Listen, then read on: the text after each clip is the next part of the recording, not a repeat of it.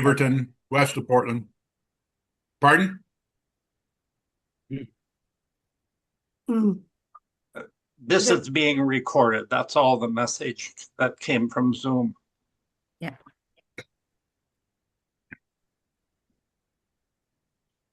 Hello, hello, everyone. I promised we would get started right at 5 or 8, so we will go ahead and do so. My name is Danae. Well, before that, Sabaidi. Sabaidi. Hello, hello, welcome. I'm so happy to see everyone here. So nice to have you all here. My name is Danae, and I'm a proud member of the staff here at Legacies of War. I found Legacies in 2020, and it was because of Legacies that I learned about our shared history and the US bombings for the very first time. And um, learned about this organization, Legacies of War, that is a Lao American women-led organization working to clear Laos, Cambodia, Vietnam of unexploded ordnance through history, healing, and hope. And I just feel so honored to carry on the long legacy of truth tellers. You can learn more about our work at legacesofwar.org if you aren't familiar. Before we get started, I wanted to share this photo with you. Chanapa, the founder of Legacies of War, is pictured there in the middle alongside Titus. And this was during a 2017 Legacies trip to Siêng province in Laos. They visited a small village that had just lived through a horrible accident with an unexploded cluster bomb. And when I look at this photo, I think about the years and years of work and service that made this moment possible for a Lao American and a former MCC country director to sit together alongside a family to hear what they had experienced and to speak hope through friendship and advocacy. So tonight we honor a legacy of peace building, 7 former MCC country directors who committed to working together with communities in Laos just after they had experienced war and immense loss. We honor their patience, perseverance, and partnership that led to the first international demining organization to start work in Laos in the early 90s. Tonight, we also honor the next generation that is carrying this legacy forward. I think it's rare that we have the opportunity to see so clearly what 50 years of progress on one issue can look like. So thank you all for joining us. To begin, it is my pleasure to introduce Catherine Sobrevega, the Mennonite Central Committee Country Director of Lao PDR, who will be kicking us off with opening remarks. Catherine, thank you so much for joining us all the way from Laos. Good morning, everyone. Happy to see you all from all over the world. So I'm Catherine Sobrevega. I'm the current country representative for the Mennonite Central Committee in Laos. So I just started in February of 2025. I'm from the Philippines, so I'm happy to be here. As I prepared for today, I keep thinking about the word legacy. Thank you again, Danae, for organizing this. We often think of legacy as something you left behind, right? But for me, I come to believe that legacy is also something that I get, something that I get. When I arrived in Laos as MCC country representative, I did not begin with a blank page.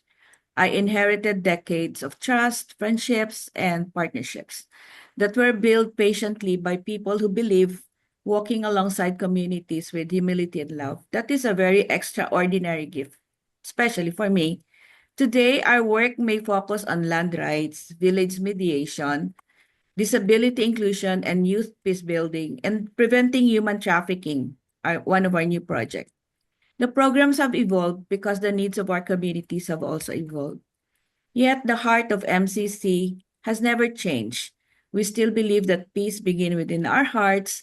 We still believe that every person deserves dignity.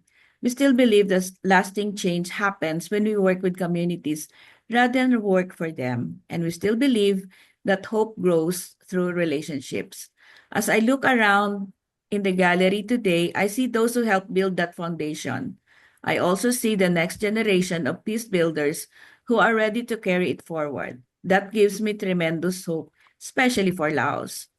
Because peace building is never finished, it is passed from one generation to the next, each of us adding our own chapter while honoring those who came before us. To our former MCC country directors, thank you for the paths you forged, the relationships you nurtured, and the vision you carried. I've only been in Laos for a short time compared to with many of you, but it didn't take long for me to understand why so many people never really leave Laos behind. There's something about the generosity of its people, the resilience of the communities, and the friendship form stays with them, with all of you. I count it as a privilege to now be a part of this continuing story. Finally, there's a saying by Henry Nguyen, a writer whose reflection always resonates Mennonite values. We are not called to be successful, we are called to be faithful. The impact in the UXO sector, our work in the land rights, disability inclusion, village mediation, youth peace building, these are fruits of all decades of faithful presence, patient partnership, and deep respect for the people of Laos. To our Titus and Linda Pichi Peace Fellows, thank you for choosing to continue this journey. You have been in other paths, but really thank you for choosing this. And to our Laos friends and partners, thank you for allowing MCC to walk alongside you over these many years. We have learned far more than we have ever given. When I look around the chat room, I see a community connected by a shared love for Laos and a shared commitment for peace. It is truly an honor for me to be part of this continuing story. May we all continue to build a legacy not only of peace building, but of friendship, compassion, and hope. Thank you and have a good day to all of you.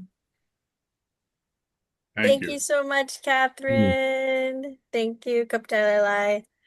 Okay, now it's time to hear some incredible stories. We're honored to be joined tonight by Murray Hebert and Linda Gibson Hebert, MCC Country Directors in Laos, 1975 to 1978.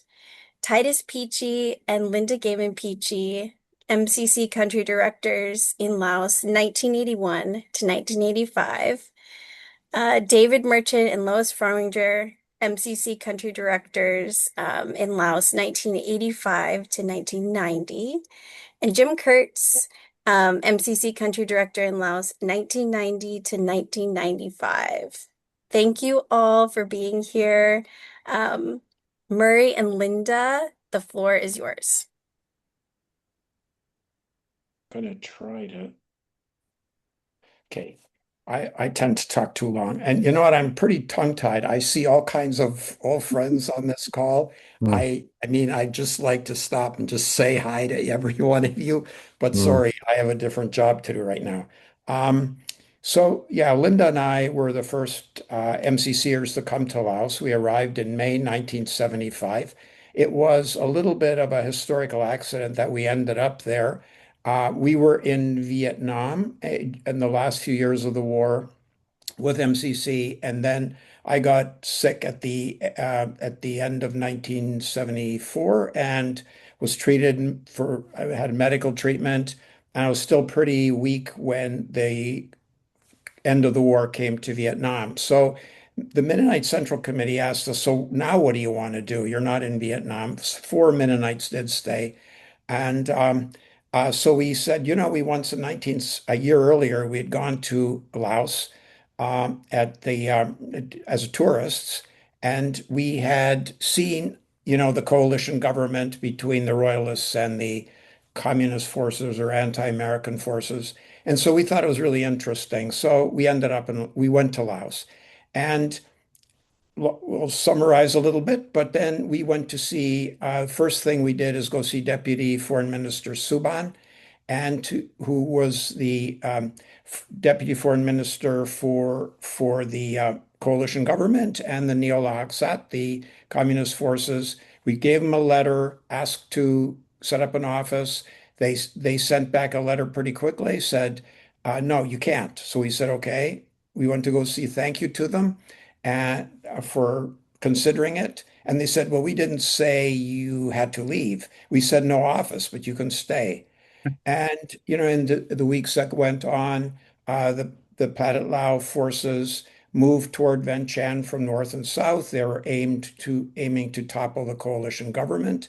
There were a lot of protests in the city against USAID and World Vision and other agencies, and ended up that many foreigners and most NGOs began leaving.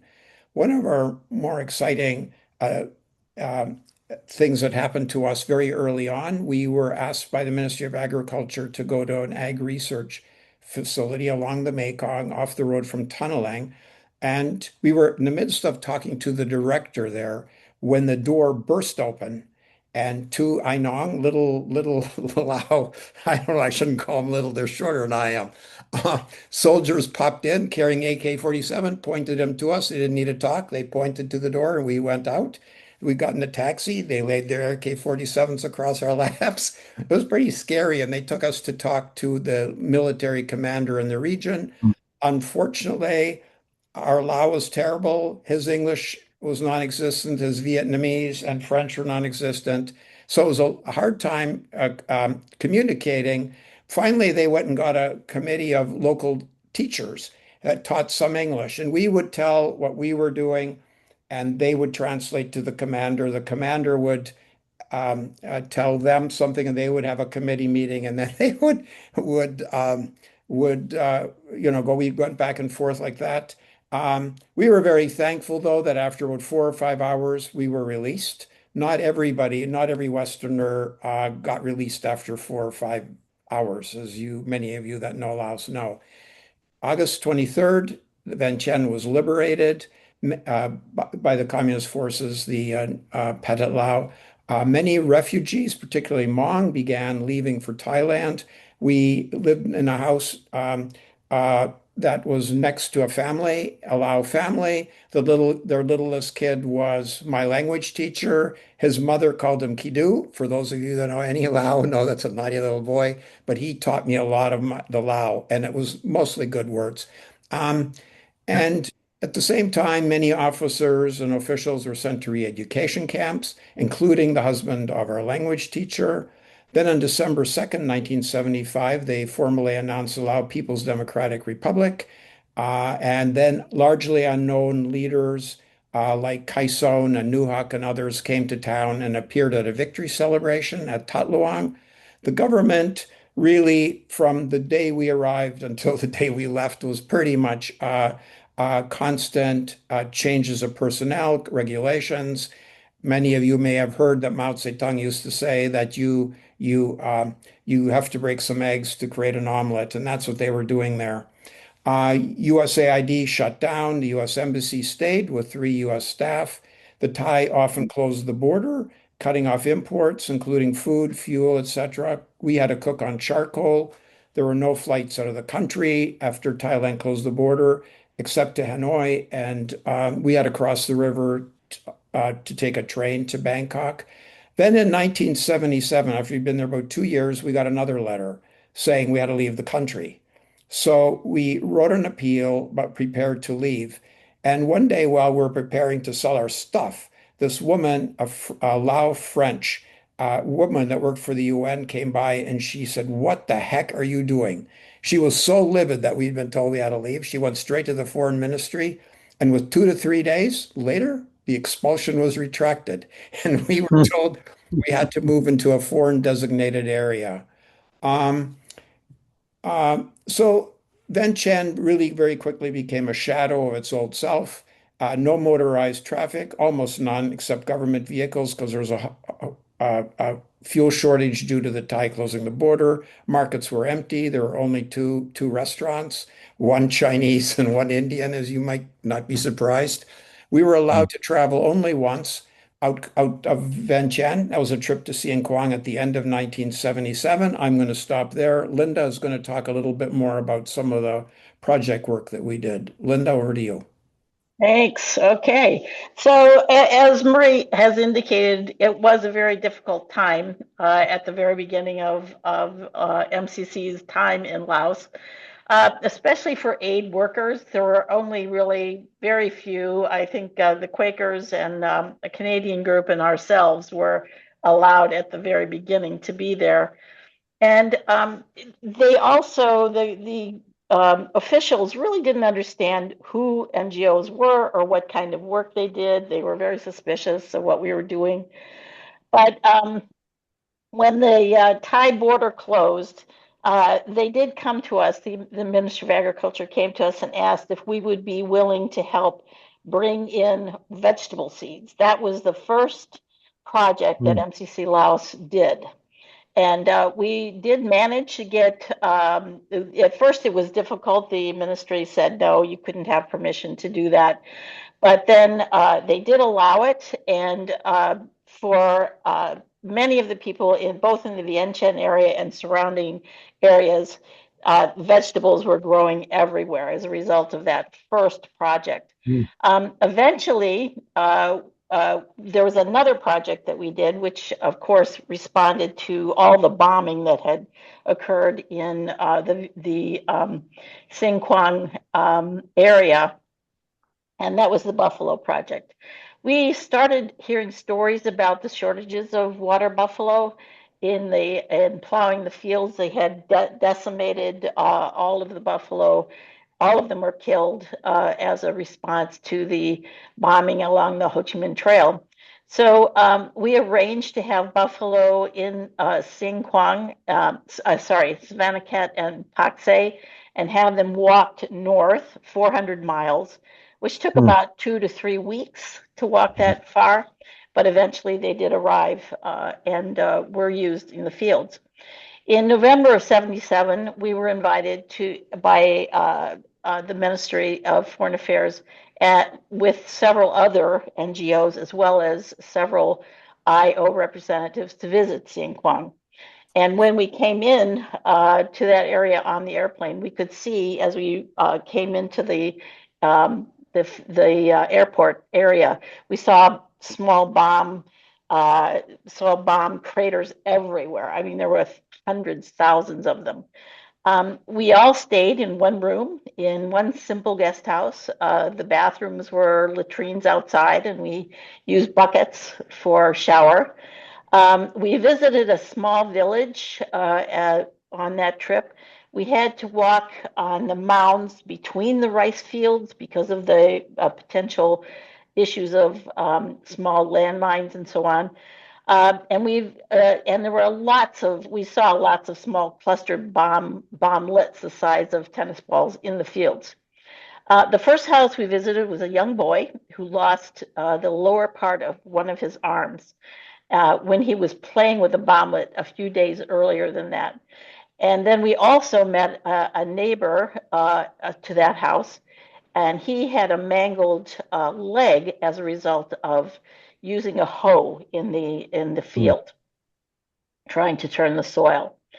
We realized that hoeing their fields was hazardous to the farmers, and so we decided that it might be a good idea to try something to help them at that point. And so we thought of getting garden forks, and importing them to Laos on an experimental basis to see if that would work or not, to just turn the soil. The State Department, the U.S. State Department, vetoed that because Laos was still under a trade embargo. But we lobbied Congressman Wolf in the U.S. House of Representatives, and he was able to persuade the State Department to reconsider. And so we did import the garden forks. But as you can imagine, that was just a drop in the ocean of all that they had to endure in those days.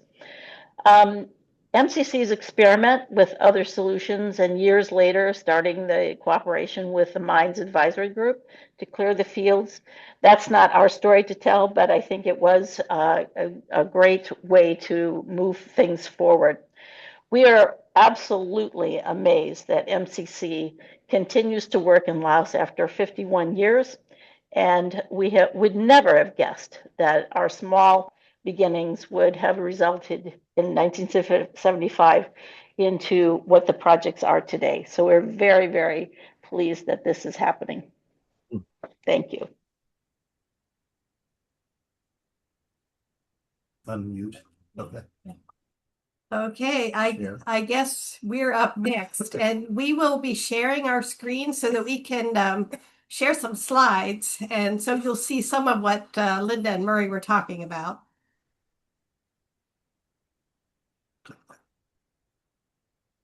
Double.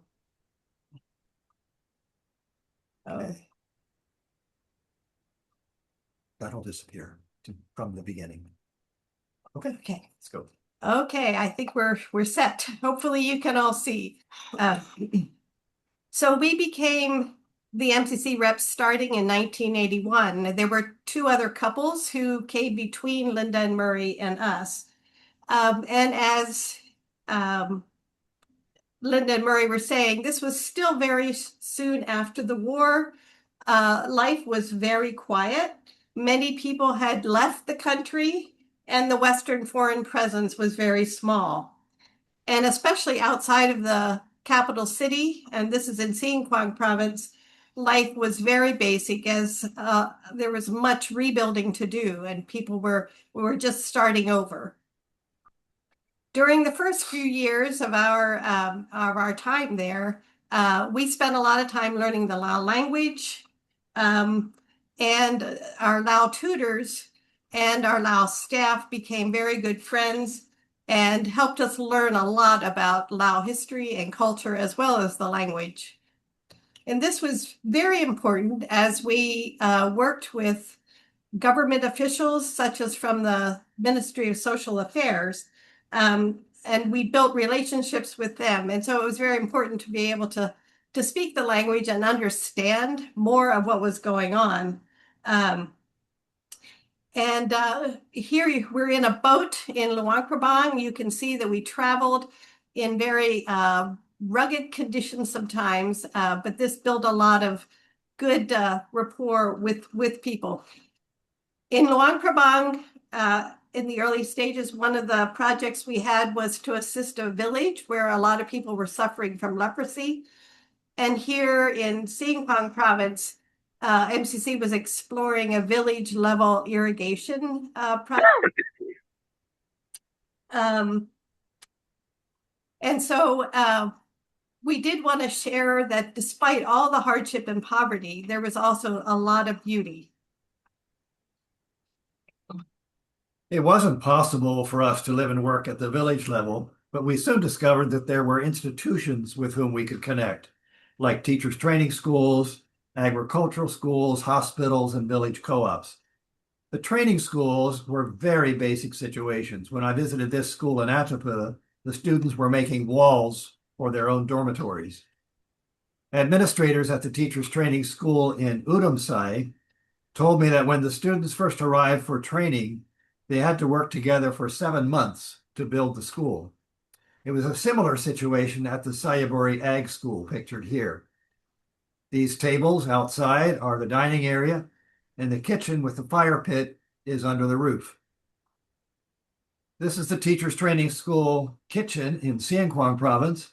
The administrator told me that the students were divided into 50 different work groups, collecting firewood, cooking, gardening, and fishing to make things move smoothly. So MCC provided basic materials, blankets, mosquito nets, kitchen equipment, garden tools, and teaching aids like maps and anatomical charts, or piping for a clean drinking water system.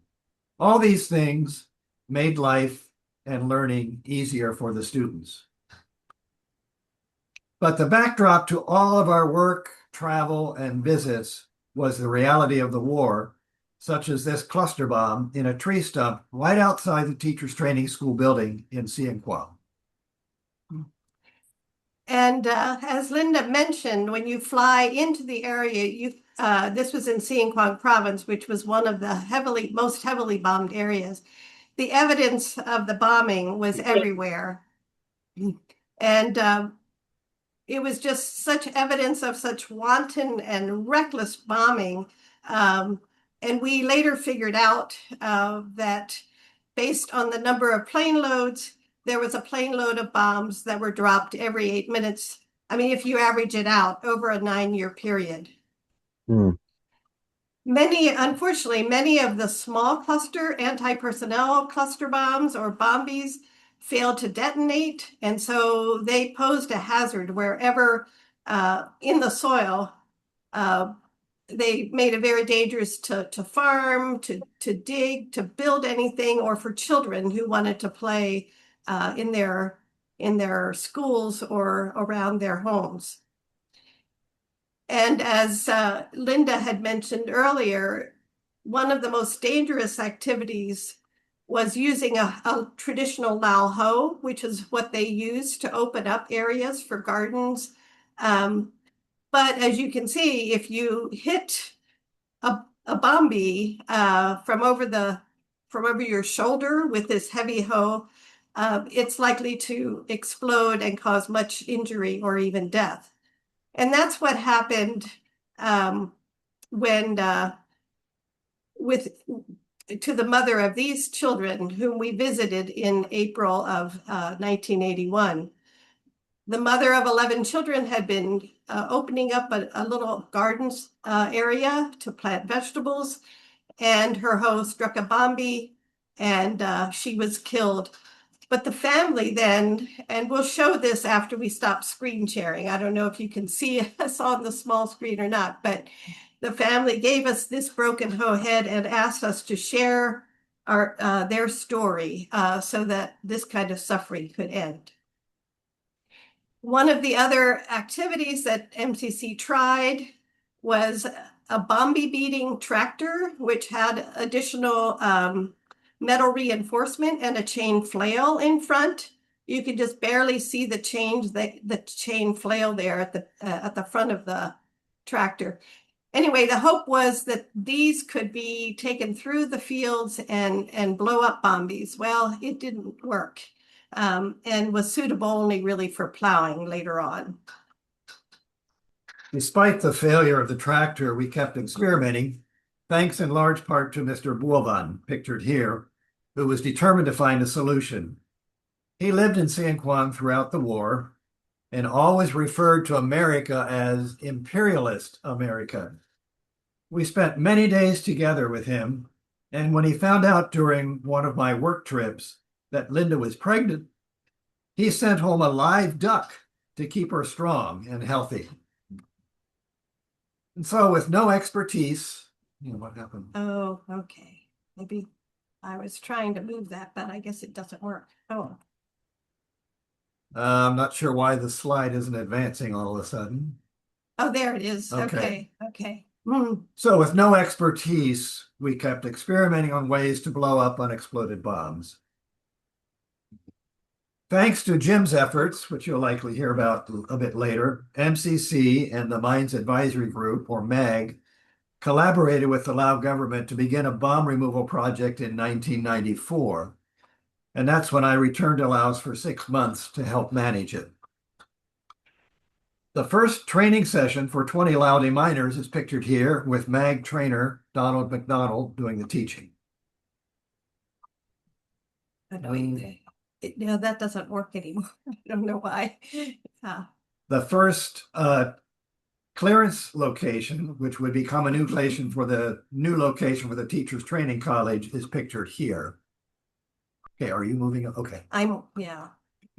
And it was an interesting thing that happened during that first clearance site. When MAG deminers went out to work in the morning, they discovered new cluster bombs on top of the soil that were not there the day before.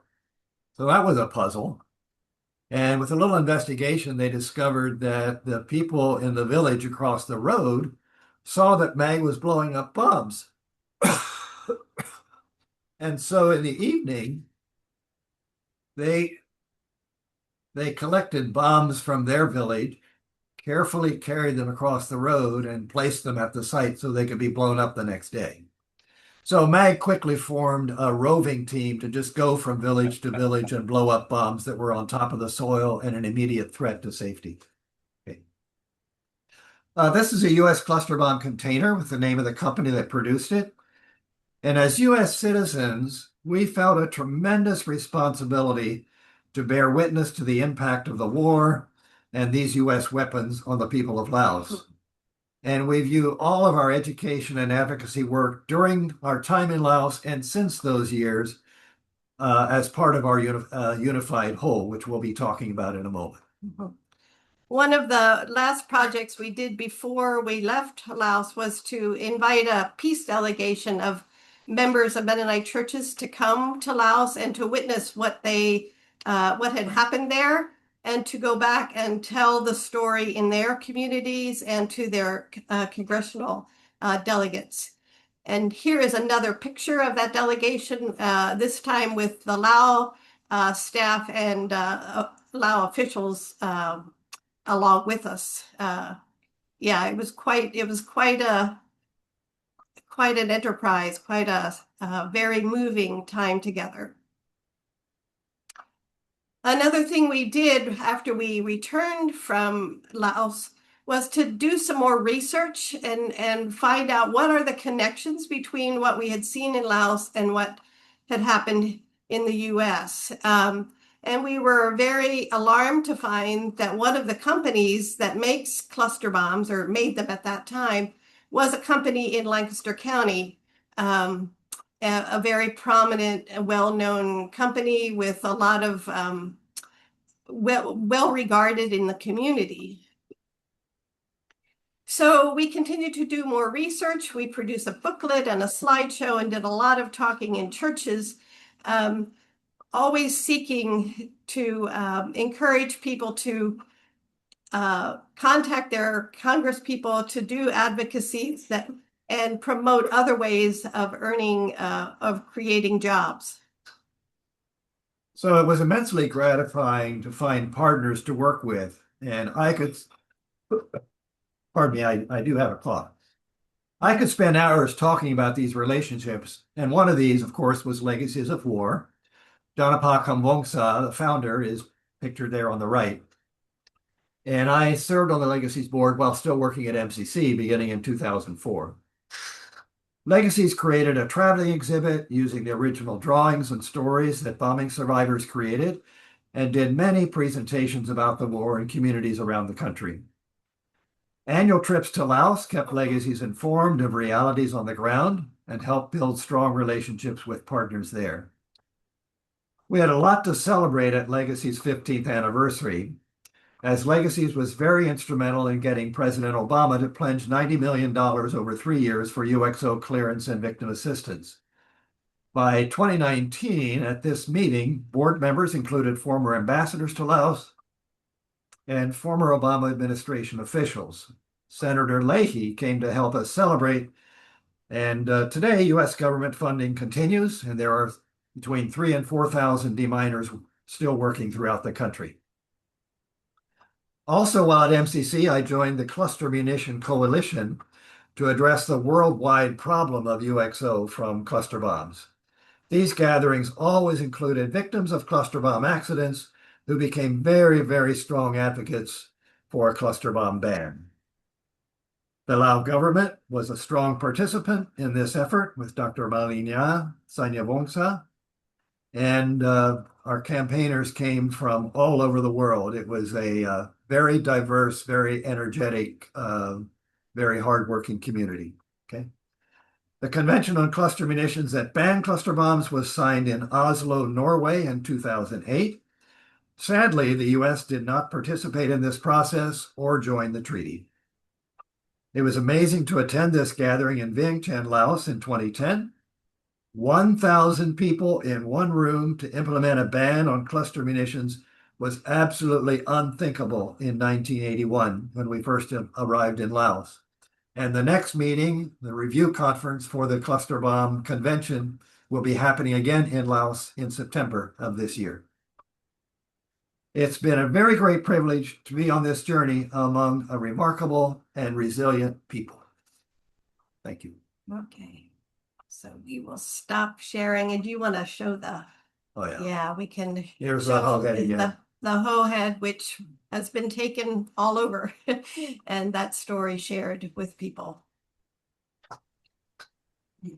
David and Lois. Okay, can you hear me? I'll start and then I'll hand things over to David. So we arrived in Laos shortly before Linda and Titus left. They oriented us to our role there. We arrived just before the 10th anniversary of the Lao Revolution. And so that was 10 years after the war, and the country that we met was extremely isolated. We were behind the bamboo curtain, and the Lao government at that time had intentionally shut off relations with the West. So very xenophobic. There were very few foreigners in the country when we lived there. In fact, as far as Americans went, there were 7 Americans in Vientiane, or in all of Laos, actually, during our early years there, and 2 of them were babies. And that did not include, I was not including you, Lynn and Titus and Beth in that. So that would have brought it up to 10 for that short period you were there with us in that count. So The embassy had people too. the US Embassy did have a small contingency of staff also, but I'm speaking about more non-governmental folks. And it was a very isolated nation. There was basically no commerce. Now Murray spoke a little bit about this, but when we arrived, the border between Laos and Thailand was essentially closed, and it was not possible to even cross the river to go into Thailand. The morning market, which was the main central market in Vientiane, was virtually empty. There was hardly anything to buy on the shelves. If you went in there and they had buckets for sale, you bought a bucket, whether you needed one or not. It was quite remarkable. People survived by planting family gardens and foraging in the forests, and they somehow knew how to survive in this very very poor environment. Many of the villages that we worked with outside of Vientiane operated outside the money economy totally. This isolation, though, did not equate lack of community. The Lao people are very, very community oriented, and I believe that's one of the ways that they were able to survive during this period. We also, interestingly enough, felt a very strong sense of community there. And I say that interestingly enough because, as Titus kind of spoke, we were called Jakapat America, which was imperialist Americans. And we were never just Americans. It was always imperialist Americans. Of course, because we were affiliated with the Mennonite Central Committee, that gave us a somewhat of a waiver, and we got a lot of leverage from that, and also from the fact that we could speak the language. I remember when we were out in the community in Vientiane, oftentimes the little kids would yell at us, "Soviet, Soviet." because most of the foreigners at that time in Laos were from the Soviet Union, which of course was still intact during that period. And we, of course, never corrected them because it was better to be called Soviet than imperialist American. But our community really developed around our staff. We were very much embraced by our staff, by our government counterparts, and we felt very connected and held close by those people in our lives.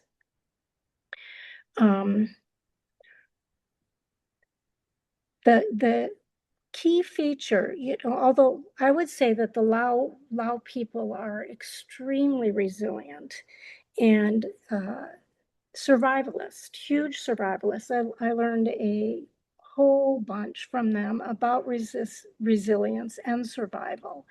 But still, the key feature, this key characteristic of our time in Laos, particularly during the early years, was a strong sense of inertia and stagnation. There was, as I said, a very strong survival mentality by most of the people we encountered. There was, of course, a lot of government bureaucracy, a lot of roadblocks. There was no infrastructure in Laos. So when you put that together with the bureaucratic roadblocks that you've already heard about from Murray and Linda and Titus, that it really made our job a lot rougher, of course, but also really affected the day-to-day lives of the Lao people. And there was a strong sense that most of the people out in the villages particularly were very focused on their day-to-day needs and had a really hard time looking beyond that. So that in and of itself really affected the way we approach development. Our main role there was to be present and to invest in the relationships that we had there, to build trust, and to walk alongside the Lao people to help them articulate what might come next or what might be possible. And I guess I would say that many of the project work we did was in the early years, particularly, was follow up to some of the things that Linda and Titus have already talked about. And it was only later in our term that we began to focus more on exchanges, educational exchanges, on curriculum development type of things, and kind of expand our ability to work at the village level with developing the village economy. So I think I'll stop there and let David take it from there. We did face a lot of hurdles, but the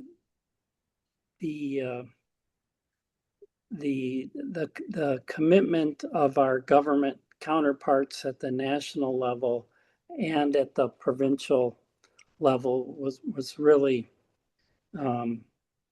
what impressed me because some of Linda's pictures showed it. Travel wasn't easy. Our government counterparts really had to make some personal sacrifices to go on these long trips. One thing that I don't think has come out yet is standing on the shoulders of Linda and Murray and Linda and Titus and all the other predecessors.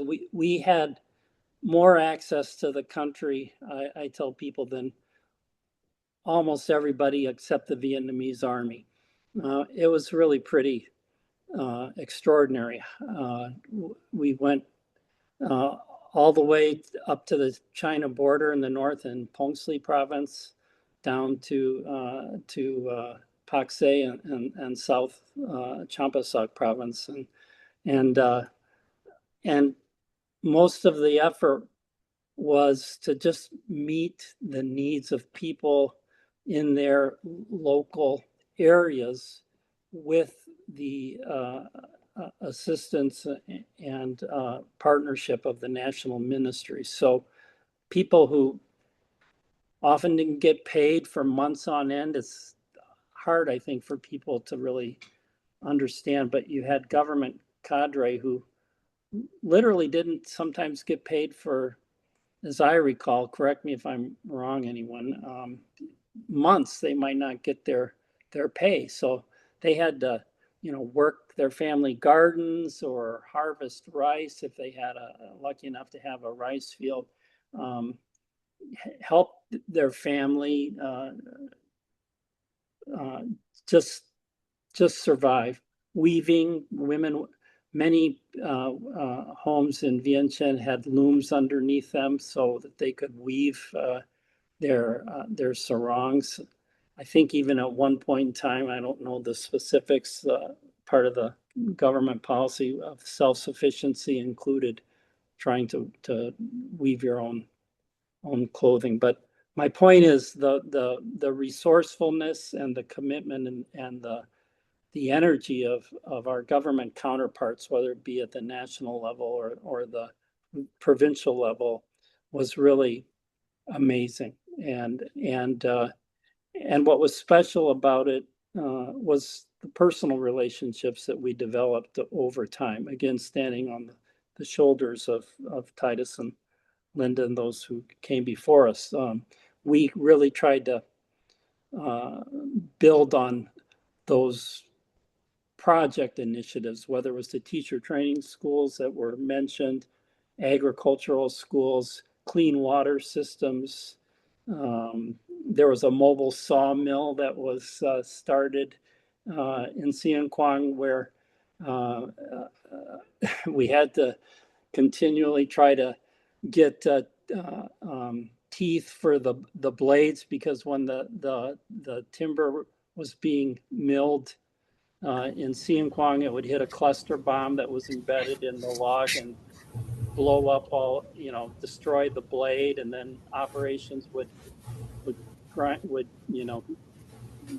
grind to a halt until we could get another blade from Hong Kong or somewhere. There was so much logistical effort to just get things. Jake and Louise in Bangkok were instrumental in helping us coordinate that.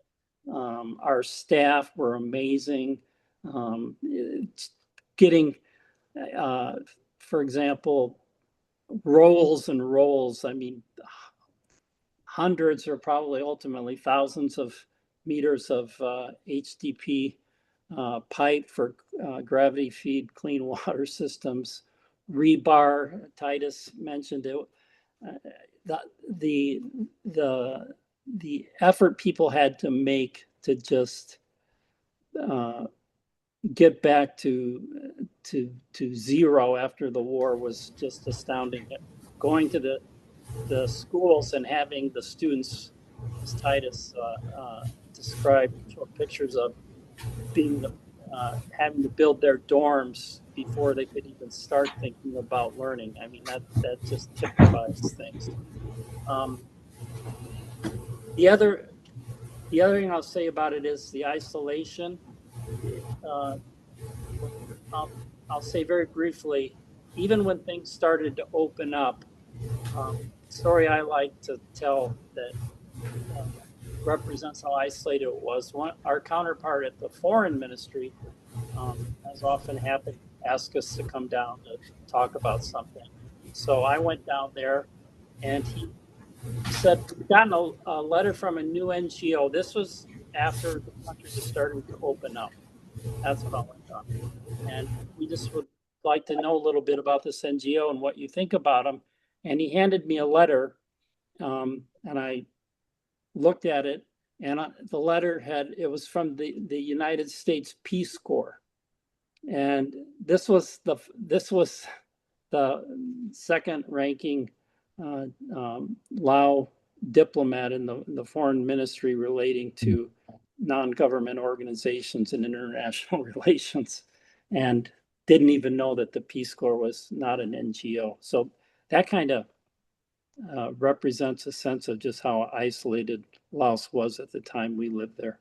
But things did start to change, and we did get more interested in trying to develop human resources beyond the base meeting, helping the Lao try to meet their basic needs by things that have been described here this evening. And so we did start looking into possibilities of bringing in other MCC volunteers and share their expertise or their experiences in different sectors. And one of those was Jim. And we had gotten permission, which in and of itself was a lot of effort, but also reflection of Laos finally opening up to the rest of the world outside of the Soviet orbit. And we were able to get permission for several MCC volunteers in agriculture, down south in what province was that, where the agricultural school was, Sayaburi maybe, and then Jim in Savannah Ket, Janet Schellenberger in health education in Vientiane, and we also were able to follow through on an idea of Lyndon Titus's with a micro hydropower engineer. So that was a very period of transition, and we were fortunate enough to be there when it was just starting, and we'll let Jim take over and describe his experience. Good evening, everyone. Thank you for hanging out. I think Danae is going to have a couple pictures here, and I'll describe what's going on then. Actually, I was not a country representative when I came on board. As David said, I was hired as a district health advisor to a province or a district in Savannah Ket. And Savannah Ket is in the south. It borders Thailand and Vietnam. And I lived in a little town called Sano in Odumpong district. And when I got there, actually, I was one of the very first Americans allowed outside of Vientiane to live. And in the South, I think I was the first, I'm not sure. But anyways, they were very concerned about my safety. And so they told me, and they gave me this big house. It was the biggest house in the whole village. And it bordered a road that went from Thailand to Vietnam. Lots of trucks passed through there. So it was always dusty in the house and so on. They were concerned about my safety, and they, if you go back to that, I'm sorry. Yeah, they had two policemen or two military that were assigned to me who slept on the bottom floor, and I had the whole top floor to myself. And they accompanied me everywhere I went for the first couple of months, and then slowly things eased up, and MCC headquarters actually made a request that we no longer have armed guards with me, and they honored that, and we went on from there. So I came as I'm a nurse with a public health background, and I came as the advisor to a district health services, and the little hospital had, I don't know, 20 or 30 beds, but average nightly census was 1 to 5. Very few people used the health system there. Frankly, it wasn't very good. But since my major concern was public health, we looked at what could be done. And the first thing that came up was the idea of clean water systems. So I had made some connections with some people at the water department in the Ministry of Health in Vientiane, and they hooked me up with some groups that were doing well drilling in Isan province, or in Isan area of Thailand, and we were able to purchase a well drilling outfit from Thailand, and then we bought this Jeep. It's a Soviet Army Jeep, and we retrofitted it to make it possible to carry all the supplies we needed. And we went out from village to village, and initially I went along, but the team of 4 Lao folks from the water team at Udampon, they were able to carry on the project themselves. So the next slide. I dug this up I just took a shot of it. I'm sorry, it's not very high quality, but that is the well drilling outfit that we used. And that's me to the left. I didn't know anything about well drilling, and I still don't know much. But the Lao gentlemen that I worked with were really good at, they knew all the mechanics and so on. They figured every time something would break, they'd figure out a way to fix it. And then we can go to the next slide. And we installed, we had gotten some pumps from India, appropriate technology pumps, and this is the kind of pumps that we installed. And initially I said I went along when we went on these projects. Later on, I did not go along. But one of the things that happened initially was the big celebration at the end of the time, 4 or 5 days it took to drill the well and get it all set up. And then they'd have a Basi celebration, which was fantastic. You're talking about villagers who never had access to clean water within their village. It was life-changing. So after 2 years in Savannakhet, I was asked by MCC to come to Vientiane and take over as the country director. And when I came to Vientiane, not yet, sorry.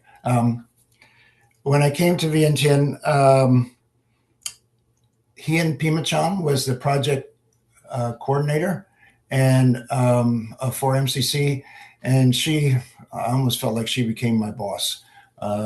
She spoke Lao, Vietnamese, French, and English, and was able to manipulate and maneuver around the city and the provinces where we worked. And she was really good. And I think she started with Titus and Linda, and then David and Laos worked with her also. So we had a number of projects, but I want to specifically now talk about the UXO project because that's what Legacies is all about now. So when we flew to Sinquang on our way to Huapan for projects up there, we often stayed with Mr. Buavan, who Titus and Linda mentioned, and he never lost sight of the hope of eventually taking on some kind of big project to do something to help demine the UXO left in the farms around Punsavan. And MCC had given his office a truck, so we used his truck to go to Huapan, and we often conversed. And soon after I got there, I met him, and I told him that I was going back to the U.S. For a meeting, and he asked me to pick up 2 metal detectors to work around some of the areas in Punsavan. And so I went back to Akron, Pennsylvania. I drove out to York County to a gun shop, found out some metal detectors there, brought them back, I don't know how I got them through the customs and into Laos. And those 2 metal detectors were the last sort of project that MCC did on our own in efforts to help with the UXO project. The next thing then that happened was, if I get my story straight, from what I understand, Ray McGrath, founder of Mines Advisory Group, learned about Lao UXO problem through a former Quaker Service Lao worker in Afghanistan. And so he was curious and wanted to come to Laos. So what he did was, MAG was already working in Cambodia, and he had two of his MAG workers from Cambodia come up to Laos, and we met together on a Saturday afternoon. I think it was all by, I don't think I knew that they were even coming, and they knocked on my door, and I happened to be in the office. And that was the beginning of a partnership between MAG and MCC. And what they proposed to do was send two of their people from England to Sinquang to do a survey. And after the survey, then they would write a project proposal. But of course, the reason they came to MCC is because we had experience in the area, and they needed another NGO to match with them, because they were a bunch of British military folks, and the Lao government wasn't terribly interested in that kind of relationship with Mines Advisory Group. So we were the trusted go-between between MAG and the Lao government. Initially, Lao government was very hesitant because of the military background of these folks and what they were going to be doing. And one of the things they wanted to do was introduce the GPS system, which was, I guess, new at that time. And the Lao hardly knew anything about the GPS systems, but they had some experience with the military, and it took a lot of wrangling to get through that. And the two advisors the two surveyors, finally, they agreed to let them come, and they did come and surveyed and wrote up a project proposal. At the time, MAG did not have money, and they asked MCC as the coordinating agency if we could help sponsor. And at the time, I really pushed MCC, Akron, and others that we should either go in coordination with MAG or stop talking about wanting to do something about this, because we really had failed. Nothing really worked, and it was time to turn it over to experts. And that is no criticism of anybody in the past, because I know how hard people work to do to see what could be done. And of course, there was, so the Lao government didn't really want to talk about the issue, and the U.S. government didn't want to talk about it. And it was just something that we had to keep pushing and pushing. And finally, the MAG folks were able to write a proposal and begin the project with 20 deminers, as I think Titus had said. And that they proved that they could do it. And with the $1 million that MCC initially raised, we were able to make it through 1 year. And after that, funding came from other sources. And we're all proud to say that the U.S. government now is largely funding a lot of the UXO clearing at this time. I also want to take a shout out to Titus and to Linda and to their daughters. Titus came out to initially be the liaison between MAG and the Lao government and MCC. And he gave up 6 months of his life at home with Linda and the children. So that was a real break for us to have Titus here with us. I think at this point, I'm going to stop, and I believe I'm the last one. So, this picture, I wanted to include this.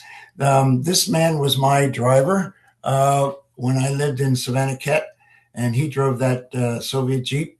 And the water jug behind was another thing that we were introduced, and his children He's got seven, I think seven right there, and probably more on the way have come since then. But beautiful family, wonderful person, and just gives you a feel of what it's like to live in Laos and not only try to pursue projects, but to create some good friendships. Thank you. Oh gosh, thank you so much, Jim and everyone. I wish I could take every single person that finds legacies through this timeline. It's just so incredible. And you look at these pictures and so much has changed, right? The main street in Vientiane or the Pont Savan, so much has changed. And yet the work of witnessing and sharing the stories of those most impacted remains so strongly and is so important to continue making progress on this. So thank you all. And I'm so grateful to have the opportunity to honor you in this way tonight. Moving ahead, we are going to hear from three of our Titus and Linda Peachy Peace Fellows. In honor of decades of service and love for Laos, Legacies created the Titus and Linda Peachy Peace Fellowship to inspire future leaders to continue the incredible legacy of Titus and Linda. To be eligible, applicants must show a demonstrated commitment to peace building and must have been a past or current staff or volunteer with Legacies. Finalists are interviewed by Titus and Linda and selected in partnership with Legacies. And they are awarded the opportunity to travel to Laos with us. Travel costs are fully covered, and the fellow receives $2,500 upon successful completion of the program. This event tonight has raised over $5,000 for the future of this program. Absolutely incredible. Thank you all. And if you haven't had a chance to support and donate and want to, you can scan this QR code and just make a comment with your donation that you would like it to go towards this fellowship.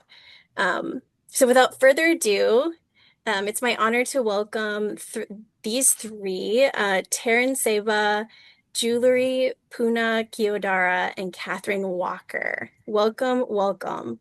Passing the mic to you, Taryn. Great. Can everyone hear me okay? Perfect. Hi, everyone. Good evening. My name is Taryn, and it is really just such an honor to be here and to have heard everyone's stories from MCC. And so really thank you all so much for joining us this evening. Thank you to the Peachies, to Legacies of War, to MCC, and really this community for how much it's invested in Lao and in my own little life and development. And so really quickly, and like of least importance of all of this, I've had a little bit of a circuitous path into mine action.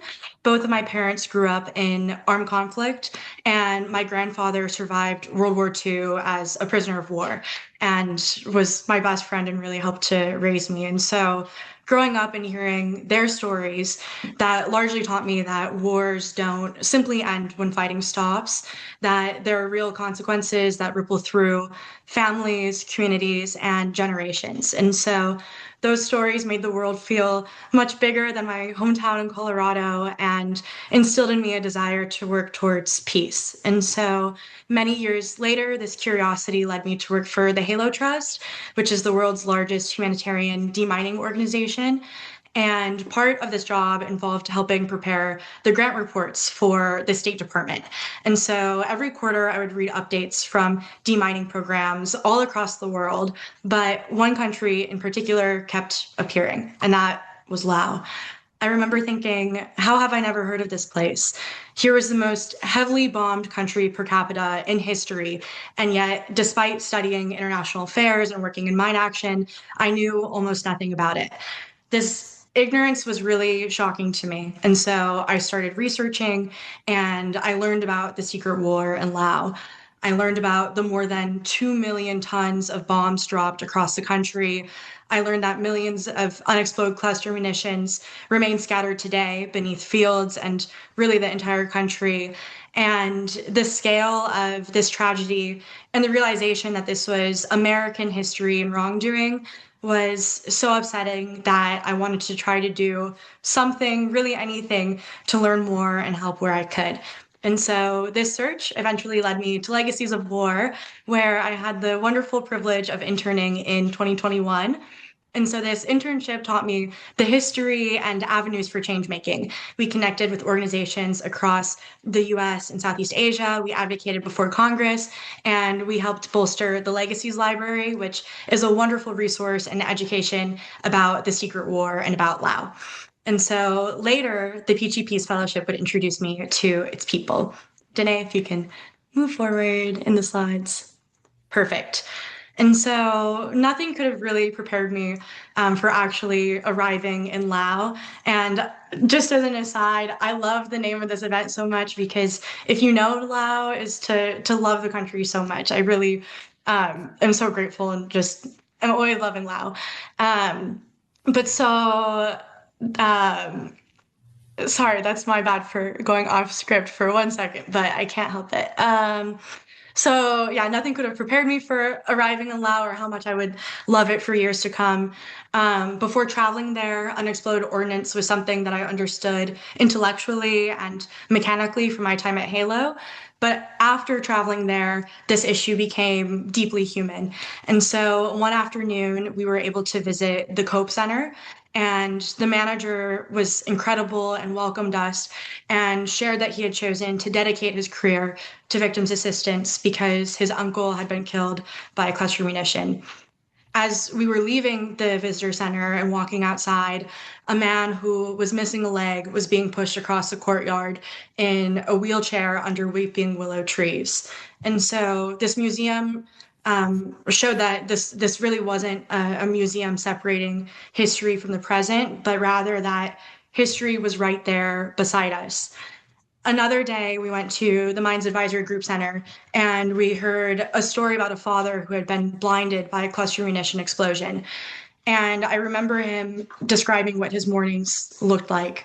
His daughter would leave for school, his wife would leave to do backbreaking work to support the family, and he would spend his days alone in darkness. And so these stories fundamentally changed how I understood the consequences of war and really the world. And it opened my eyes to the fact that the secret war isn't over for many families in Laos, that its consequences continue every day. And as much as I learned about unexploded ordnance, what I remember most isn't just the bombs, it's the people. Despite everything Laos has endured, I've never encountered people who were so welcoming, so generous, so resilient, and so hopeful. I had really silly injured myself right before the trip, and we fast forward during the trip, we're able to visit Wapu in the south, which is a beautiful temple. And while climbing the very steep temple steps in the hot heat of the sun, complete strangers immediately rushed over to help me before I could even ask. I also think often about evenings where we sat along the Mekong River over shared lob, sticky rice, and conversations that quickly turned strangers into lifelong friends. And I think about the Laotians who welcomed us with extraordinary warmth despite the very complicated history that our countries share. And this generosity really humbles me because Laos is not defined by the bombs beneath its soil. It's defined by the remarkable people who continue choosing hope despite them. And so one of the greatest gifts of this fellowship wasn't just the knowledge that it gave me, but it was all of these wonderful relationships. And throughout our journey, we really walked with giants. And as seen throughout this call, we are all on this call with giants as well. During the trip, I was able to learn so much from Titus and Linda, whose more than 40 years of work in Laos have changed countless lives. We learned from Chanapa, who founded Legacies of War all on her own, and we also met incredible partners across the country. We learned from survivors, deminers, educators, diplomats, monks, government officials, and community leaders. So much has been accomplished, and it's also remarkable how it was all accomplished. They did this all by showing up humbly and following up and connecting with others who cared again and again and again for decades. And so if we could go forward, two little magical moments from these experiences really capture the power of relationships and connections perfectly for me. And so you can see some of the photos in the middle. Before Ambassador Varyava departed for Laos, we had the privilege of attending her bossy ceremony here in Washington, D.C. And it was such a beautiful celebration of Lao culture and diplomacy. Years later, because of this fellowship, I found myself in Vientiane briefing Ambassador Varyava on what our delegation had learned throughout the country. And so really this fellowship creates relationships that continue long after the trip ends. And these relationships continue to surprise me. The photos next to those are firstly while attending the Mind Band conference in Geneva. I became friends with members of the Eritrean delegation who at the time were considering leaving the ban. Similarly, years later, while we both happened to be in Cambodia for the review conference, they told me something that stopped me in my tracks. They said that learning about Laos and witnessing the humanitarian consequences of these weapons had influenced Eritrea's decision to remain a state party to the Mine Ban Treaty. And so that conversation reminded me that the lessons of Laos shouldn't stay in Laos. They should ripple outward and into decisions that may prevent future suffering. And I often think about how extraordinary this all is, that two people, Titus and Linda, cared so deeply to dedicate their lives to this cause. They kept showing up, kept listening, kept building trust, and kept believing that relationships matter. More than 40 years later, those relationships have become an extraordinary global community. And what began with two people has now reached thousands. And so this is really the power of sustained commitment and multi-generational coalition building. And so people will often ask me, what does life look like since returning from Laos? And the honest answer is that it's never really left me, and that Laos has become the lens through which I see my current work. And so with Legacies of War, we continue to advocate for restorative justice in Southeast Asia because the legacy of the secret war deserves neither silence nor forgetfulness, as well as celebration of this beautiful culture and the progress that has been made. We advocate alongside organizations like Mines Action Canada and the International Campaign to Ban Landmines because we have a responsibility to prevent indiscriminate weapons from creating future generations of victims. In my current full-time work with the State Department, I now work on policies aimed at safeguarding emerging technologies from misuse across the world, helping to ensure that today's innovations don't become tomorrow's weapons of mass destruction and humanitarian crises. And so all of these issues across this continuum come back to the same lesson that this history deeply matters. The choices we make today become someone else's lived reality tomorrow, that every person matters in this work. And so whenever work feels quite overwhelming, I find myself thinking back to Laos, and I think about Titus and Linda, who continue to tirelessly work on this issue and inspire and mentor generations. I think about the brave deminers who we met, who quietly return to dangerous fields every morning. And I think about the extraordinary kindness shown to me by complete strangers turned lifelong friends. And so those memories remind me why this work matters. And in many ways, Laos has become my compass. So whenever I lose sight of the purpose behind the policy, I think about the people who entrusted us with their stories. And so moving forward, Danae, thank you so much. As I think about the future of Laos, my hope is simple. I really hope that one day it's known first for its extraordinary people, its culture, its beauty, and its resilience, not because it was the most heavily bombed country in history. I hope its children grow up without needing mine risk education. I hope farmers can cultivate their land without fear. And I hope communities continue to heal.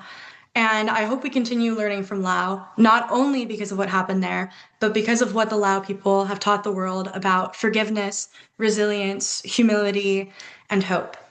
And so, sorry to talk for so long, but I would like to leave everyone with one final thought. after you've heard these reflections. I hope what you've seen is really what becomes possible when people choose to invest in relationships. Titus and Linda could have never predicted where their kindness would lead, from villages in Laos to classrooms to treaty negotiations in Congress and the UN, and to little fellows like me. And now you'll see Kat and jewelry as well, which is so exciting to see this fellowship grow. And their decision to care continues to ripple outward in ways that are still unfolding. And so that is what this fellowship really creates: lifelong friendships, mentors, partnerships that span generations and continents. And it creates people who will spend the rest of their lives carrying these stories into every room that they enter. And perhaps that is the greatest lesson that Lao has taught me, that peace is planted and tended to by people who keep showing up year after year, generation after generation. And so that is Titus and Linda's legacy, and that legacy deserves to continue. And so my ask for you all tonight, if you can, in any way, please continue supporting the Peachy Peace Fellowship, not only because it's changed my life so much, but because it changes lives. It builds bridges between countries, it cultivates the next generation of advocates, and it reminds us that history is not something that we inherit passively. It's something that we choose to respond to. As the saying from Legacies of War goes, this legacy must end so others can begin.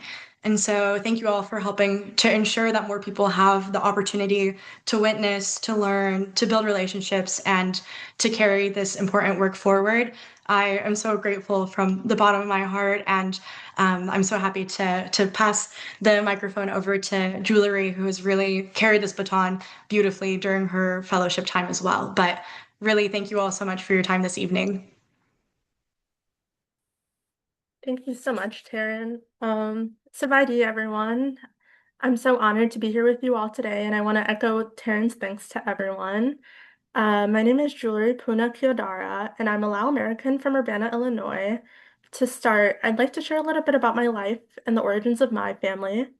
So growing up, I lived in two worlds: a Lao home rooted in tradition and an American life where I navigated the complexities of being caught between two cultures.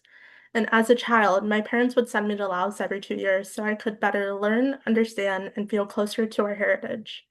Alongside that culture, though, there was always a heavy, shadowed history. I grew up hearing stories from two grandfathers who held very different roles in society. One was a soldier who lived through the front lines of the war, and the other was a teacher who, like many others, was just trying to survive. He would share stories about the bunkers he'd build for our family and neighbors to hide in during times of conflict. And then I would hear stories about my father, who was a young man trying to navigate life during the war and in refugee camps. He shared stories with me about his journey to the US and the foundation upon which our lives here were built. These were the biggest truths of my family's lives, but they were also completely invisible in my American life. However, I felt constantly drawn to this history, and my discovery of the topic was back in 2006 when I was about 6 years old. An older friend of mine had learned about the war, so we had sat down and searched about it online together. And being so young, it was so hard to grasp the concept of war or understand why people were being harmed. But throughout the years, those memories never left my mind. In 2015, I stumbled upon a documentary, and when I had asked my teachers in the US about it, I was left with more questions because they couldn't really provide me any answers. Later in 2017, while traveling in Luang Prabang, I saw a sign at a temple explaining the war and the US government's contributions to clearance efforts. It felt like I was just constantly finding new puzzle pieces to a history that was supposed to be mine, but remained missing from my education. And that disconnect pushed me to ask more questions. By college, I began dedicating my studies to the history, the people, and the ongoing impacts of the war. I knew that I wanted to find a way to turn that connection into something tangible, to ensure that experiences of people like my family were being seen and supported. And my path began by working closely with refugees at a local center, supporting families impacted by situations that they could not control. That experience opened my eyes to the complexities of displacement, which eventually led me to Washington, D.C. to intern with the Southeast Asia Resource Action Center, where I was able to learn how policy impacts our communities on a national level. And today, I'm honored to serve as a Titus and Linda Peachy Peace Fellow. This work for me is very personal because I feel as though I carry both sides of the history. I feel the voice of the people affected by the war, but I also feel complicated guilt knowing that the country that I now call home and the one that's given me my identity and my family refuge is the same one that caused this harm. And finding legacies of war for me felt like a calling because my identity was no longer just a background detail, but the reason why I wanted to make a difference in my community. Okay. Sine, if you could please to the next slide. Thank you. And so in November 2025, I had the extraordinary opportunity to travel to Laos as a PG Peace Fellow. There, I saw a country defined by resilience, but also the reality of a war that isn't really over. While we visited many cities, Chiang Kuang never left my heart. And though I had seen images of UXO online, seeing the remnants throughout the city for the first time is an experience I'll never forget. Walking into a rural school for an EORE presentation felt surreal. I felt like I was stepping into the same classrooms my parents and grandparents once sat in, and as we walked into the back of the classroom with all the young children around us, I could just hear them whispering to each other like, "Oh my gosh, is she Laos?" And in that moment, I realized I was looking at the reality of how my parents grew up, a life I might have lived had my parents and family not escaped. I felt the weight of my own privilege staring at children who looked just like me, yet knowing that I did not have to face the dangers that defined their daily lives. And after leaving the school site, we went to a farmer's land where a team was clearing 3 cluster munitions found on a common walking path. Seeing these remnants in person was a shock, and it was my first time seeing a UXO, and it made the danger feel incredibly real. But what made this unique was the journey to get there. Hiking that landscape with the former MCC directors, the people who started this work 50 years ago, felt like a story coming full circle. Before the clearance, I watched them share a little group huddle, discussing who among them would be the first to push the button. And when they finally stepped up to initiate the countdown, the earth beneath us shook with a force that was kind of like thunder. Standing there, though, I couldn't help but realize that this was the very sight and sound my grandfather had witnessed and once described to me. The thought of being near it shook me to my core, and the idea that, for many, living with this as a daily norm is simply unfathomable. Despite the heaviness I felt in that moment, just being in the presence of the former MCC directors was a reminder that while, statistically, less than 10% of the land has been cleared, that small percentage, has paved a way for us to ensure the rest can be. Without their early efforts, none of this work would be possible, and seeing how they've carried this mission forward for decades really stayed with me. While others might have been discouraged by the sheer number of remaining UXOs, their example gave me a new perspective. While the challenge is massive, the value of a single life is absolute. And this taught me that real change isn't born from a single victory. It comes from the simple, disciplined choice to keep showing up, even when the finish line remains out of sight. And if that discipline is what sustains the work, then the energy of the next generation can accelerate it. Another highlight was leading an activity with students from elementary through high school, where we challenged them to step into the role of problem solvers. We broke them into groups and gave them a list of the hardest realities families in Laos face, that UXOs are hidden and hard to find, that they can cause injury to people and animals, and that not everyone knows what the dangers look like. We asked each group to pick one of the problems and use their imagination to build or draw a solution. Watching them brainstorm was incredibly heartwarming because their passion was just so real and completely uninhibited. What moved me the most was how they blended big dreams with practical everyday life. Some just suggested placing awareness posters on items that families use every day, like water bottles, or funny enough, like beer lao, so that their safety was never out of sight. And others imagined high-tech solutions, like goggles with X-ray features that could help children navigate the land from a safe distance. And they didn't just dream of these ideas, though. They thought about the how. They were genuinely concerned with the logistics, calculating how many they would need, what they would cost, and how to get them into the hands of families who needed the most. And it was so reassuring, because if they can engage with a problem this complex and feel so compelled to act, it's a challenge to the rest of us. Imagine if we were all as compassionate as those students, willing to see the world not just as is, but what it could be. Through this experience, I've learned so much about my own story, and I had the privilege of connecting with those directly impacted to see how I could best support them. In my social work training, I've learned that true help is rarely about assuming what someone needs. It's simply about being present and listening. I realize the stories I carry with me now are no longer just about my family's history, but also about being a voice for communities whose stories have been shaped and are still taking shape. That changed how I approached my work, and I used to think my role was simply to share what I've heard, but I see it differently now. I understand how vital it is to push for the funding and leadership that these communities desperately need. And every time I engage with someone in a position of power or bring a new voice into this conversation, I am helping to sustain a movement. And that shift has moved me from being a passive witness to history to an active participant in changing it. And the path forward. Danae, thank you. Coming back from Laos, I carried a renewed sense of responsibility. The work we led there was more than just a model. It was proof that when we empower future generations, they can create change that ripples far beyond what we imagined. This fellowship has taught me that real progress takes sharing stories and, more importantly, being present to listen to the communities and children leading the way. We must continue to advocate for funding necessary to clear the land, heal the soil, but also prevent injuries. Every step we take matters, not because we know exactly when the work will be finished, but because we're actively building the possibility of a different future. My hope is simple. I want to see the day when this work is no longer necessary because the explosives are finally gone. I want a future for my little sister, for our family, and for every generation of Lao youth that follows, a future where they no longer carry the burden of this crisis, but instead can look back on the stories as a testament to what they're able to prevent. And this experience has given me the tools to carry that work forward. As a newly appointed Mine Action Fellow with Mines Action Canada, I'm honored to deepen my lifelong commitment to the cause. And realizing this vision depends on our ability to sustain this movement and empower those who will follow. I hope you will all continue to support this fellowship, not just as a program, but as a bridge.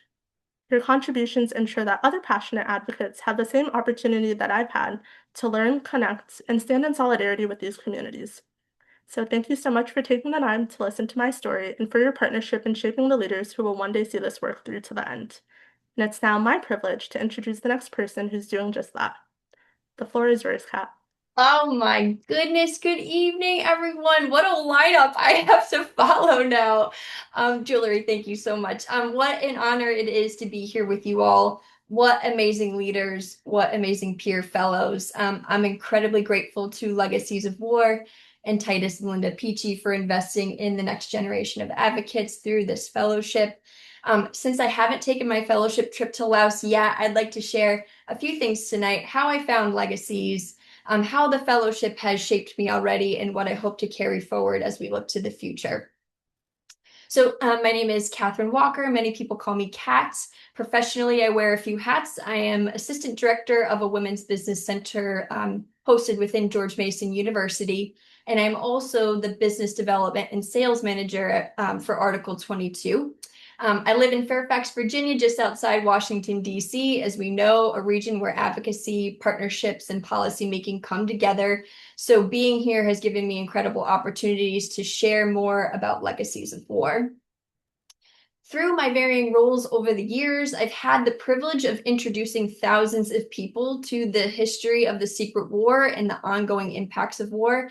And I've witnessed firsthand that many people have never heard this history before. So it's a constant reminder of the importance of this mission. Many of you are familiar with Article 22, but just to share a little bit more, we work with artisans in Laos who transform aluminum shrapnel and scrap left behind by war and transform it into handcrafted jewelry, so creating economic opportunity while supporting humanitarian mine action. And it's through Article 22 that I first became connected to Legacies of War. So I crossed paths with Legacies numerous times, but it was in 2019 when I attended the Legacies of War 15th anniversary gala, and that's where things really came together for me. That was a super special room, watching leaders like Sarah and Jenna Pa, seeing our partners and advocates gathered in one room around a shared mission. This was also the first time I had been exposed to the originals. So that evening really helped me realize how powerful and incredible this community is. Fast forward to 2023, I had the opportunity to travel to Laos with Article 22 and Legacies of War, and I'll keep it short. That trip was a dream come true. It came with a lot of emotions and a lot of processing, but it was very obvious that this could not possibly be my last time to Laos. So soon after that trip, I became a Legacies of War advocacy ambassador. Please join that community. And then last year, of course, I had the incredible opportunity of becoming a Peachy Peace Fellow. So looking back, it's amazing to realize that my journey with Legacies of War has now spanned about 7 years, and I'm so excited for the much more to come. Danae, if you could advance one. Thank you. So, although my fellowship is still ahead of me, it's already had incredible impact. One of my favorite moments was spending an afternoon with Titus and Linda in Pennsylvania. Of course, I treasured hearing their stories, what also really stayed with me is witnessing their values that they live every day and have lived for decades. Humility, compassion, curiosity, and clearly a lifelong commitment to peace building. So spending time with them really showed me their values and the values of this fellowship. So hopefully more trips to come, Linda and Titus. A highlight that I want to share from the experience so far, this moment was really important to me because it was a clear shift from learning to action. So earlier this year, I had participated in Legacies of War Congressional Advocacy, their humanitarian mine action training. Please attend this training if they offer it again in the future. This gave me practical tools for sharing our mission and more confidently engaging with policymakers, which is a big goal of mine through this process. So after that training, I met with Congressman Walkinshaw, his office. We invited his team to Mine Awareness Day in Washington, D.C. That's that bottom corner photo. I'm with his team at the Hill in D.C. And we were excited to hear them commit to joining the UXO demining caucus. So this moment was very important to me, and it couldn't have been done without Legacies of War providing that training, mentorship, and support.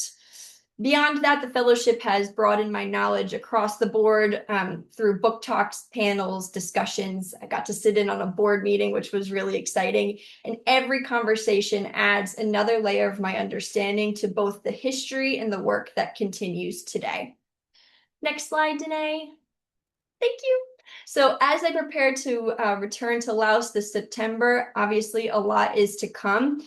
Again, through my roles, I have the privilege of introducing thousands of people to this history and the legacy of war in Laos, Cambodia, and Vietnam. And this fellowship is giving me the opportunity to deepen my own understanding so that I can continue those conversations with even greater knowledge and impact. I want to light that fire in others that was lit within me. I want to spread the message of hope that genuinely and truly engages people. I want to better understand the ongoing impacts of war and all about this wonderful part of the world so I can become a stronger advocate, whether it's speaking with someone who's only first hearing about the secret war or policymakers and donors who can really shape the future. So I'm incredibly excited to attend the third review conference of the Convention on Cluster Munitions in Vientiane. Being able to learn directly from international leaders and partners working in humanitarian mine action will be an extraordinary opportunity. It looks like we'll travel beyond Laos and pop over to Thailand for some special partnerships. So I'm so excited for what is to come. Additionally, though, I want to deepen my understanding of the fuller story of this part of the world, one that honors history and celebrates culture, innovation, and hope. So I'm really looking forward to exchanging with artisans, businesses, and more community members. So with that, I'll end with this fellowship is preparing me for a lifetime of advocacy and partnership, and I'm so grateful for that. So thank you all so much, and I'll pass it back to Danae. Thank you. Well, I think it's clear why these three were selected as our fellows. I learned so many new things from your presentations. So I just really appreciate the time that you took to put all that together, and just a beautiful presentation of what you've learned and what you hope for. It means a lot to see that all. So thank you. Thank you all for hanging with us. I know it's getting late on the East Coast, but I want to open it up for some questions and comments now. I know many of you were maybe in Laos with these former country directors, or have experiences that you'd like to share, questions that you'd like to ask. So please feel free to drop a question in the chat or just come off mute and ask your question or your comment.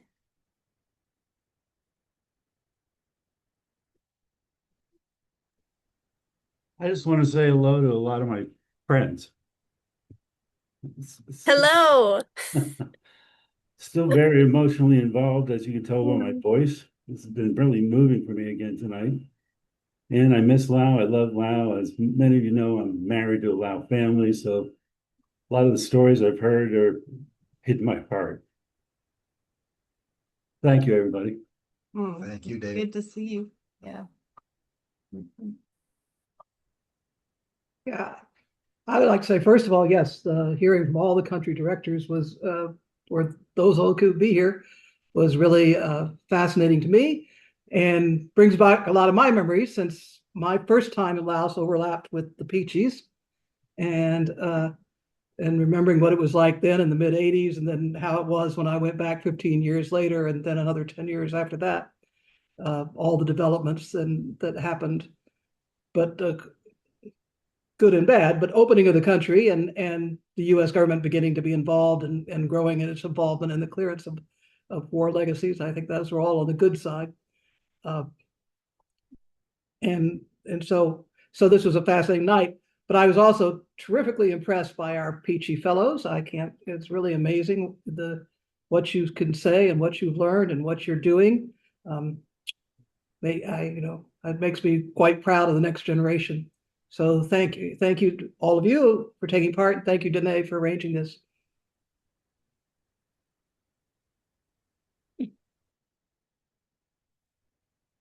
Yes, Dick, go ahead. So I've spent a total of 5 days in Laos in the late 60s and had a wonderful impression of the country from Luang Prabang, but that was before we knew anything of what was going on in Laos. So this has been very enlightening. I really appreciate the commitment of the Mennonite Central Committee.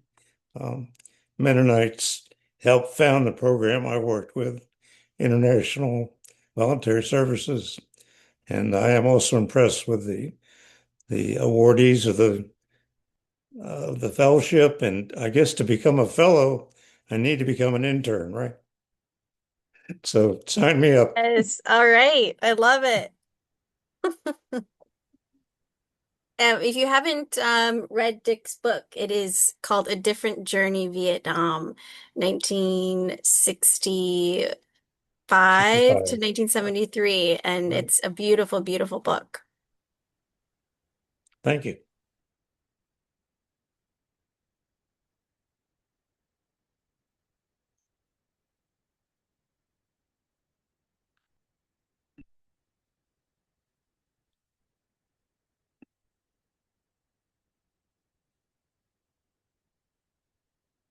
Anyone else before I close this out?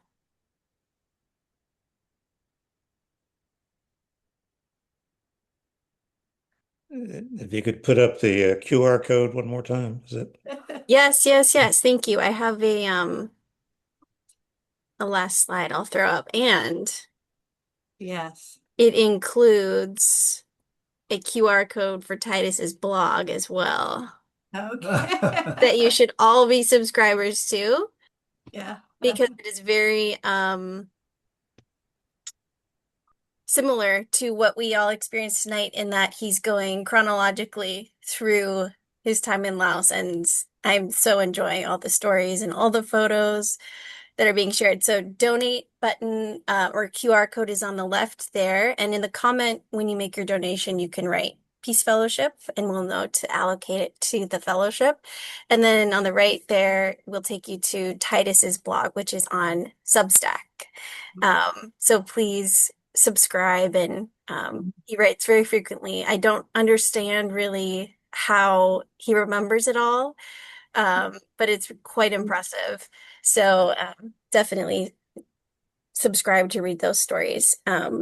And yeah, just want to say thank you. I think like Dave, this is just very emotional for me, and just to be in a room of people that love Laos. This was a room that I was just so eager for as a Lao American growing up, not really even fully understanding I was Lao, and now being a part of the work to bring healing to the land and to my family that's still there. So thank you all for being a part of this, and I hope that you'll stay engaged with legacies as well. You know, if you are new to this part of Laos in terms of UXO and if you have questions about the progress that's been made or what we're doing to address it now, please check out our website. We have a lot of really good resources there. So thank you all. Today, we thought we'd like to say thank you to everyone as well, and especially to Kat and Jewelry and Taryn. It's wonderful to see you all again. And Titus's blog, he doesn't remember it all in his head, but fortunately we wrote lots of letters and lots of reports. And so we can go back and look at those things. And yeah, it's amazing how much detail we wrote in those days. I don't know. But yeah, we have lots of reports and also letters that we wrote to people. So that's where some of that information comes from. So did you want to say anything else? Yeah, Like I'm stuff, sorry. David. Yeah. Well, just that it's really great to hear from Taryn and Jewelry and Kat all in one time. I mean, we met you all three at different times at different locations, but to have you all speak together in one event is just really wonderful. So thank you so much. And you give us a lot of hope. Yeah. All right, everybody, take care. Thank you, Danae. Thank you.